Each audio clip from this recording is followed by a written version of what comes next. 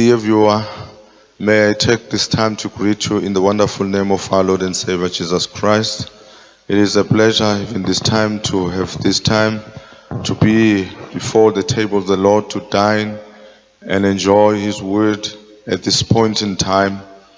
As we said last time, as a church, we are studying the book of Romans. So we are appreciating this time that we have. This is Reverend I.S. Kunene from the Evangelical Church in Manzini. We want to appreciate this time that you've gotten, that we can sit and listen to the Word of God. At this point in time, we shall go into the Word of God and read the Word of God from the book of Romans chapter 6. We will start from verses 15 to verse 23. I shall ask Pastor Gwenzo to read the Word of God for us at this point in time. What then? Shall we sin because we are not under law but under grace? By no means. Don't you know that when you offer yourselves to someone to obey him as slaves, you are slaves to the one whom you obey, whether you are slaves to sin, which leads to death, or to obedience, which leads to righteousness? But thanks be to God that though you used to be slaves to sin, you wholeheartedly obey the form of teaching to which you were entrusted. You have been set free from sin and have become slaves to righteousness. I put this in human terms because you are weak in your natural selves. Just as you used to offer the parts of your body in slavery to impurity and to ever-increasing wickedness, so now offer them in slavery to righteousness leading to holiness. When you were slaves to sin, you were free from the control of righteousness. What benefit did you reap at that time from the things you are now ashamed of? Those things result to death.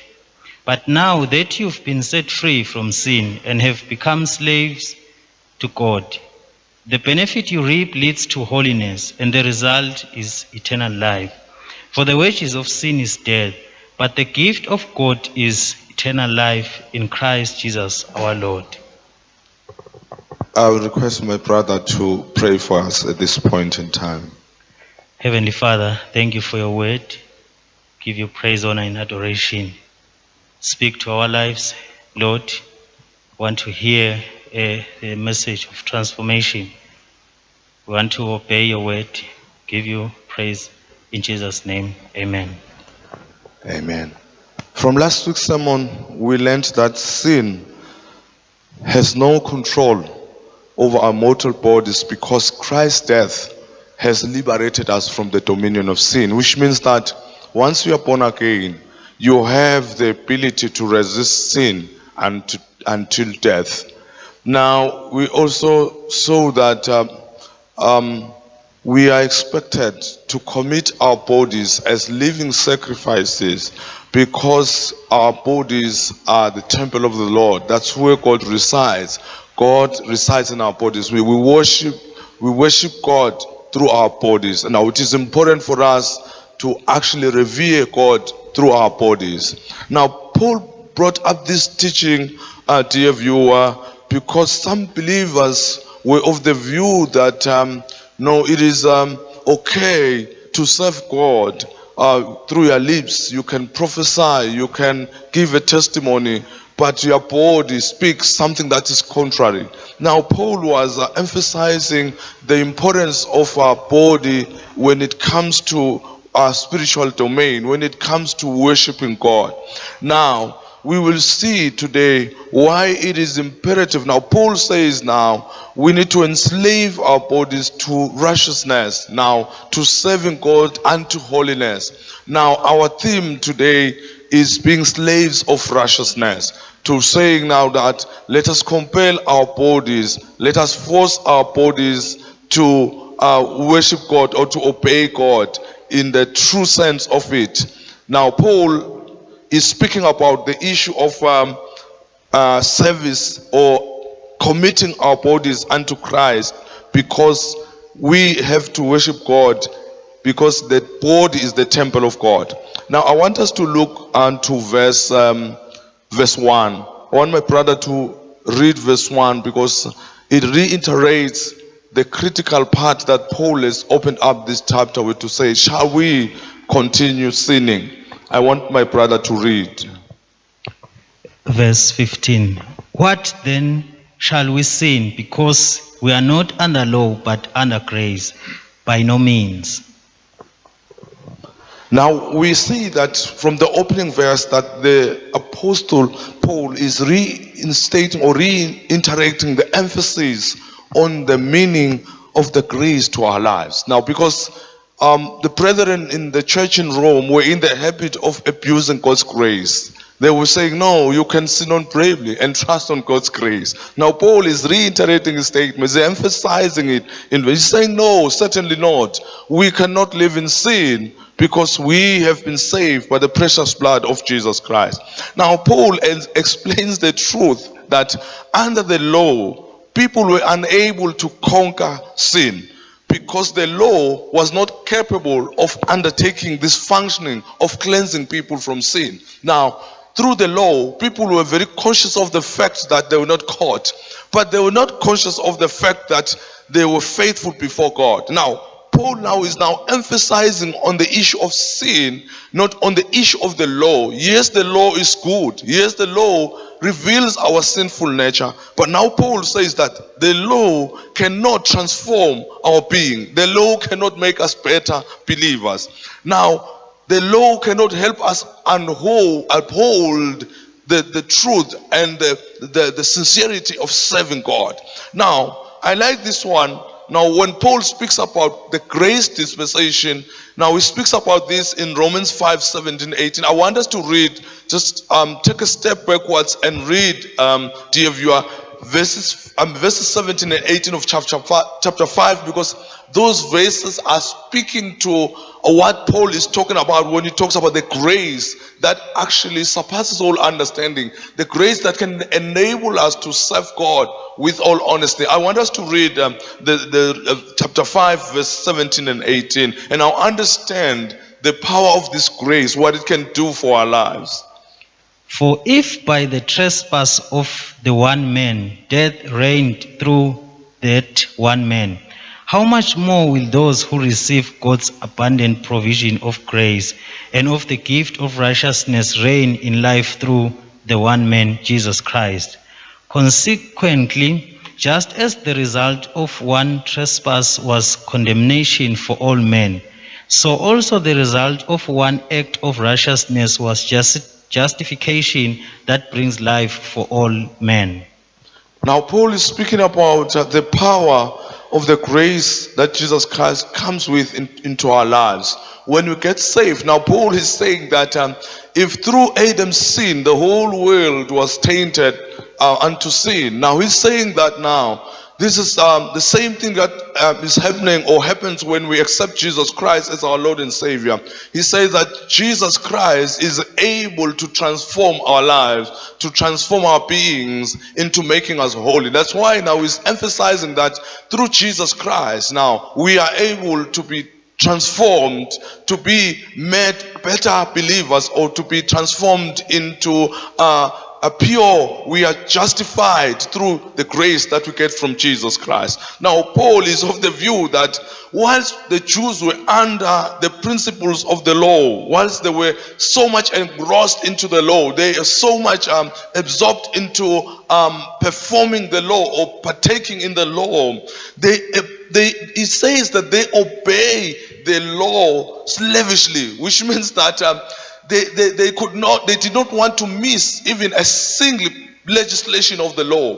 They were so passionate about the law. Now Paul is saying that you served, or under the law, you committed yourself so wholeheartedly to the law that you did not want to miss any law by any chance. Now Paul speaks to that now. Now he is saying that likewise now, because you so much dedicated yourself to the law that you did not want to miss out in any of the laws. And now he's saying that now, that same attitude, you should now take it to the paradigm of salvation, or you should take it into the domain of salvation, that wholehearted commitment.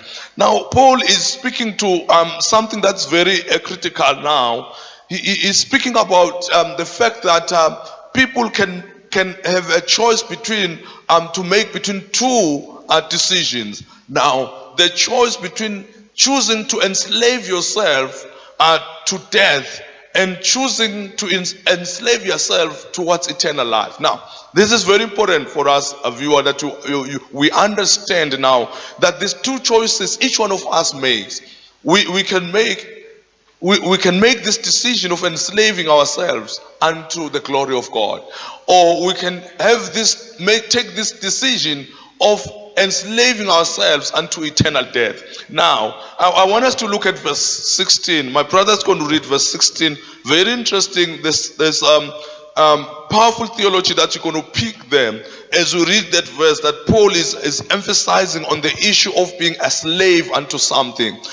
Because each one of us, dear viewer, are a slave to something. Now, we need to understand that any person who is alive is dedicated unto something. It could be something that's going to profit that person eternally, or unto death, or eternally unto life, and that is rewarding that life eternally. I want my brother to read verse 16 so that we understand the truth that Paul is speaking to in this verse. Don't you know that when you offer yourselves to someone to obey him as slaves, you are slaves to the one whom you obey, whether you are slaves to sin, which leads to death, or to obedience, which leads to righteousness? I like that one. That, dear viewer, you need to make a choice. Now, two choices we can make whilst we are living is the choice of obeying through our bodies unto Christ, or obeying unto the devil and receive a reward towards that paradigm or towards that direction. Now, I like this one, that each one of us has a choice to make. Now we choose. Now there's no way we cannot choose. We can either choose one paradigm or choose the other one. Now I want us to challenge ourselves to say into saying that what's the kind of choice that you are making? What have you enslaved your life unto? And that's very, very important. Now we need to understand that there is positive slavery and negative slavery. Now, which means that one slavery can profit you eternally, and one kind of slavery can profit you unto death. Now, that's very, very important. Now, Paul is speaking to that. Now, I like this one. We need to reflect that there's so many people who are enslaved by this negative paradigm, this negative slavery. Now, there are people who have dedicated their lives into this kind of slavery unto sin. To say that there are people who have dedicated themselves into committing sin through and through their lives. Now that's very important. Now you are going to see that the choices that we make, there are people who have committed themselves into prostitution, and that's their commitment. That's what has enslaved them. Some people have committed themselves, they have enslaved themselves into drugs, and other substance abuse. We have a lot of people out there who are slaves unto alcohol, slaves into drugs, slaves into other intoxicating substances. And now we need to understand that we can make a choice to say, now anything that we do, we eventually find ourselves slaves unto the thing. Now that's very important.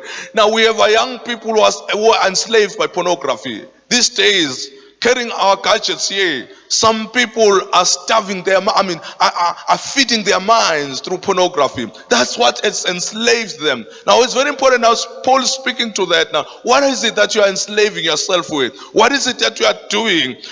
Sometimes it's not even about these other negative things that are even some of the things that we do and we think we're doing well. We can enslave ourselves through our eating habits, and that's very important. There are some people who are eating themselves unto death. The way you eat is very important. Now, the food we eat can enslave us. There are people, I normally watch this program that actually reflects on people who have gained weight. Sometimes it's not because we are sick that we have actually gained so much weight. It is because we have enslaved ourselves into a certain lifestyle. Our eating habits can actually be a killer. Now that's very important. Think about what you're doing. What is it that you have actually pushed yourself and you have committed yourself? Is it positive unto your life or negative unto your life? And that's one thing that we need to understand. Now, Paul is of the view that under the principles of the law, the Jews were so dedicated unto the law. They were so passionate about the law. And now I like verse 17. Now verse 17 speaks about the extent of their commitment. Now Paul says that you obeyed to heart that form of doctrine to which you were delivered, which means that they were so, you could not tell them anything about the law. They believed in the law. They mastered the law. Now Paul says that likewise, now that you are in Christ, this is the form of commitment that you need to show. Show it in the church now. Show it amongst other believers that you have been transformed. Live that life. Now, can I tell you that some of us, when we're out there in the world, we were busy with our bodies. But when we came to church, we became like lukewarm believers. I don't know why. But out there, we were busybodies. We were active out there. But when we come into church now, we have now sobered ourselves. We can't commit ourselves the way. It's like church, we need to think about, dear viewer, we need to understand this one. Some people are busy in their projects out there. Find them working in their businesses. They are giving their best. Find them doing their schoolwork. They are giving the best. But bring them to church. It's a different story. They can't give that commitment. They can't give that kind of enthusiasm that they are giving out there in the world. And that's very important. Think about yourself. The level of commitment that you are giving unto the church, that you are giving unto the Lord. Because now Paul says that we want that commitment. We want that kind of dedication that you are giving out there. Bring it unto the Lord. Bring it unto the church so that God can be glorified. And I like this one. Now Paul is saying that, Paul is of the view that in the same manner you dedicated yourself unto the law. Do likewise now. Commit yourselves lavishly unto salvation, unto the works of Christ. And I like that one. Now because Jesus Christ also speaks about this one when he speaks in Matthew 22 verse 37. I want us to read this one because it speaks about the extent of our commitment as believers. Now let's read Matthew 22 37 because now that speaks to how much passion we should have in serving God. Because I tell you, we can do an introspection, dear viewer. Think about the amount of time you are giving into your business, the amount of time you are giving into your studies, the amount of time you are giving into the family, and then imagine how much time you are giving unto Christ. Some of us, if we can compare, we'll be ashamed to imagine that we are not giving even a fraction unto Christ. Now Paul says that, dear believers, give that passion, give that enthusiasm that you are giving out there. Give it unto the Lord. I can imagine, dear viewer, if we can bring the passion that we had whilst we were out there, not believers. Those who were drinking alcohol, they were drinking passionately. Those who were dancing, they were dancing passionately. But now why are we not bringing that oomph, that kind of energy unto the church and into the house of the Lord? And we want that energy. We want that passion. And now let's read Matthew 22 verse 37. Very interesting. Now when we talk about what is this kind of commitment that we need. Jesus replied, love the Lord your God with all your heart and with all your soul and with all your mind. That's a kind of dedication that the apostle is speaking about. Now giving it all out, that is in your heart. All out, that is in your soul and that is in your mind. That means total commitment, total dedication. Now Paul speaks about that, and I'm challenging myself too to say, how much commitment do I have for serving God? Some of us, when we go, we regret these opportunities because Jesus Christ speaks about this and said, we have to work whilst we have ample time, because we have been given opportunities to serve God. So we need to serve God. Now, and I like verse 19. Now it says that, for just as you have presented your members as slaves of uncleanness and lawlessness, leading to more lawless, so now present your members as slaves to righteousness. Now Paul is saying that just as you dedicated your bodies unto sin, you know, there are a lot of people, even right now as we are speaking, that are actually wasting their bodies out there. They're wasting their lives out there. But if I can imagine if they would bring that energy unto the Lord. And now I know one believer we're with in our previous church. You know, one of the things that each day he stood up to give a testimony. Babe Mamba, we were in his memorial today, and he would say all the time, he will say that I want to shame the devil, because the devil has used me to the fullest when I was out in the world, but I want to revenge right now. I want to pay back for all the energy that I exhausted out there. And when he gave a testimony, he would shake the entire congregation, because he said, this is the kind of energy that I had out there, and this is the kind of energy that I'm unleashing against the devil. And I liked it. That you can use that same energy. Now Paul says that use that energy that you used unto the devil, but now use it unto the Lord. And I like that one. Now the apostle now asserts that those who are slaves to sin are not bothered by the issues of righteousness. They're not concerned about righteousness. They are concerned about gratifying the body. They are concerned about, and now Paul says that, now speak something. Now he's saying that, what is it that you profited now? What's the profit that you gained now from using your bodies carelessly, recklessly, from actually enjoying life as you thought you were enjoying life? Now Paul is saying that, what is it that you've benefited? I want us to read this verse 21, very interesting. Now Paul is challenging the believer, and he's saying, look at it.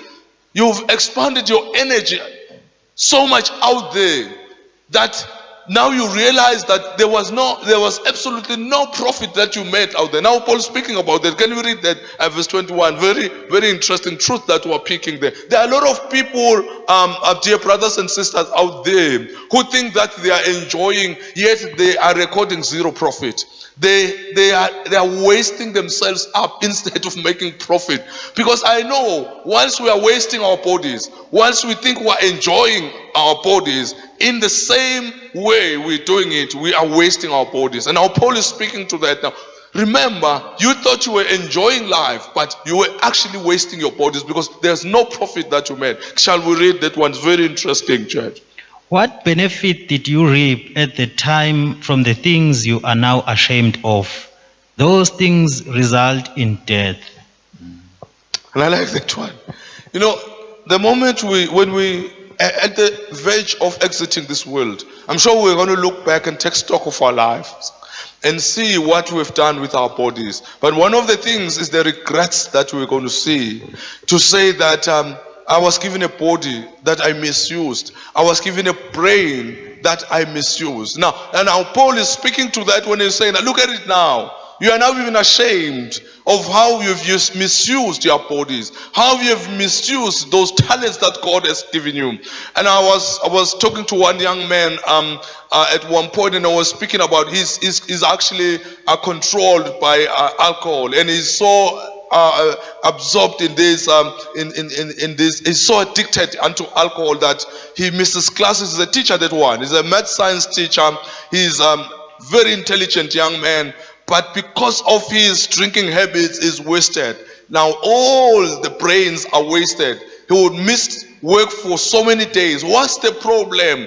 Is because and each time you confront him about his mistakes, he's ashamed.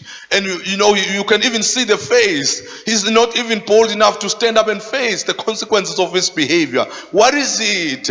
But when he was committing that sin, that he is now, and we made a decision and said that this young man needs some kind of rehabilitation, needs some spiritual cleansing, because he's no longer actually, he's now pushed by this addiction. Every day he wants to take even if it's so detrimental for his job, but he can't stop doing it.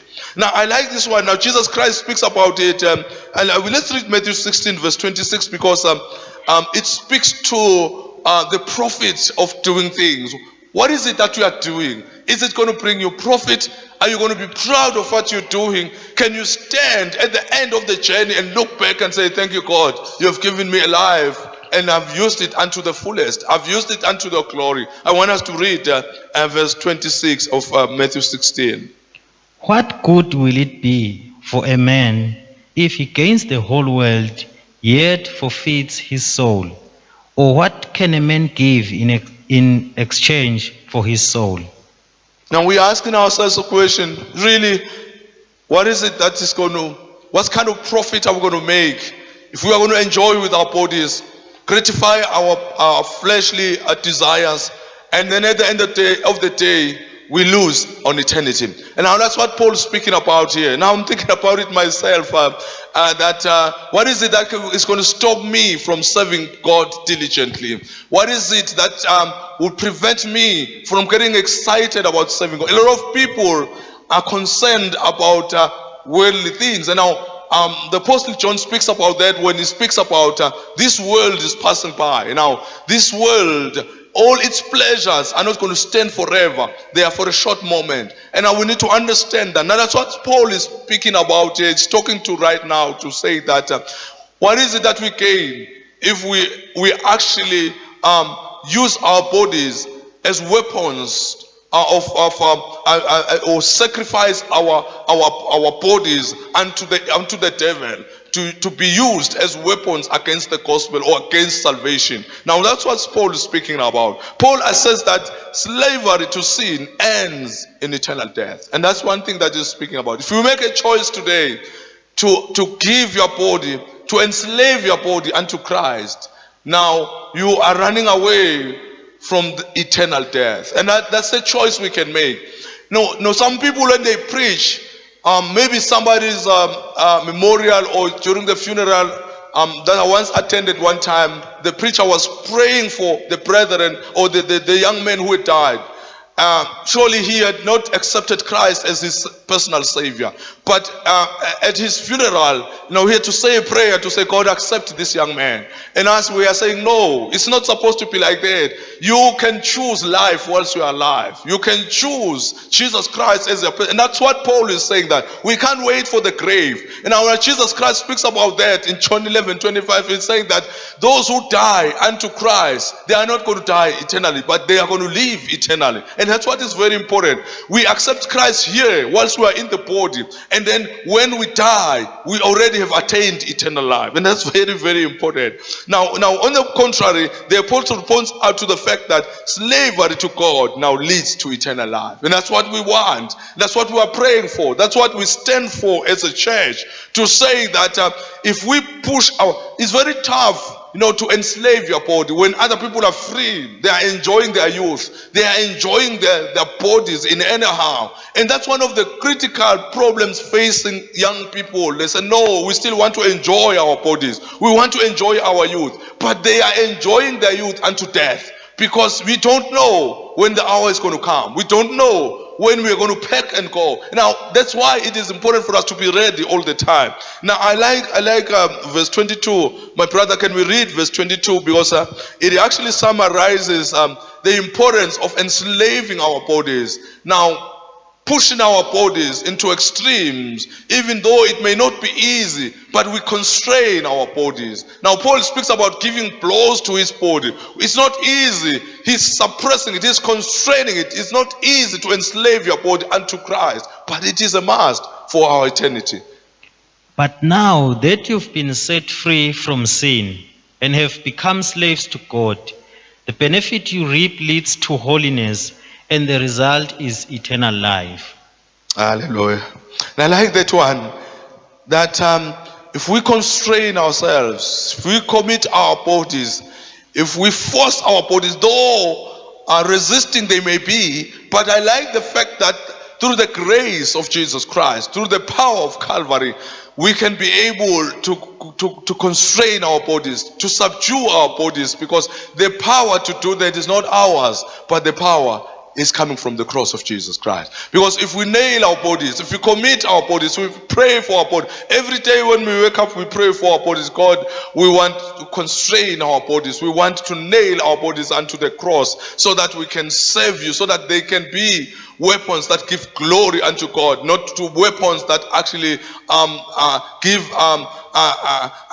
negative thoughts unto ourselves, so that we pray for our bodies that whatever comes into our minds, it gives glory unto God. Whatever we do with our bodies, it gives glory unto God. And I like now Paul speaks about the importance of payment. What we're doing is going to pay us at the end of the day.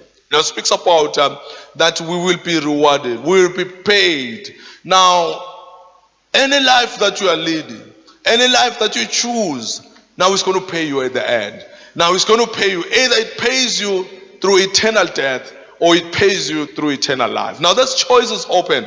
Each one of us moving around in this world, we know that there are wages that we're waiting for. Now the wages of sin is death. But the gift that comes through the grace that we get from accepting Jesus Christ, now it gives us eternal life. And now as we are thinking about it, we know definitely, dear viewer, wherever you are, you know you've got a choice to make. It is the choice of choosing to actually marry with sin and die eternally, or either to marry with Christ and receive eternal life. And as we're praying right now, prayer is that what choice have you made? Because we have to make a choice right now. And the choice that we make is going to pay us at the end. It's going to pay us with eternal life. And we know it. We are sure that if we are saved, we have eternal life. And we are sure that if we're not saved, we are faced with eternal death. And as we're going to pray, my prayer is that God help us. As we hear his word that speaks to us. Now Paul says that we can choose to enslave ourselves unto the glory of God. Now, what is it that you have enslaved yourself unto? What is it that you are doing with your body? Because that body is the temple of God. Now, as we are praying, think about it. You have a choice to make. A choice to life and a choice to death. That's eternal death. But there is a window that we can actually transcend into eternal life as we die, because we have accepted Jesus Christ. I want us to pray. Now pray with the viewer who's saying that, yes, I know the choice that I've made is not safe for my life. And somebody is saying that, I want to make a decision for my life. And as we are praying right now, you can pray with us the prayer that says that, God, I want to make a choice that is going to give me eternal life. Shall we pray? Father, we want to thank you for your word. We want to give you glory and honor. Help us, God, as we make this choice. We are confronted with so many challenges into this world. But Father, we want to thank you for this talk that you have given unto us at this point in time, that each one of us has to make a choice. And the choices that we make, they will pay us at the end. It's either it pays us with eternal life, or it pays us with eternal death. Now we're praying for a listener to make that prudent choice as they think about their future.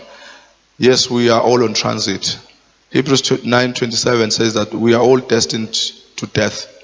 Now as we die, now we should remember that we are not going to make corrections. There are no amends at death. But we can make a choice and choose a life that's going to enslave us for a moment. But when we choose that life that's going to enslave us unto the glory of God, we have eternal life. Father, we are praying right now. Help that viewer who's struggling with life, who is struggling to make a choice, to make that prudent choice that says, I want eternal life. I want to accept Jesus Christ as my personal Savior, because there is life eternally in Jesus' name. Lord, we are praying for all this in Jesus' name. Amen.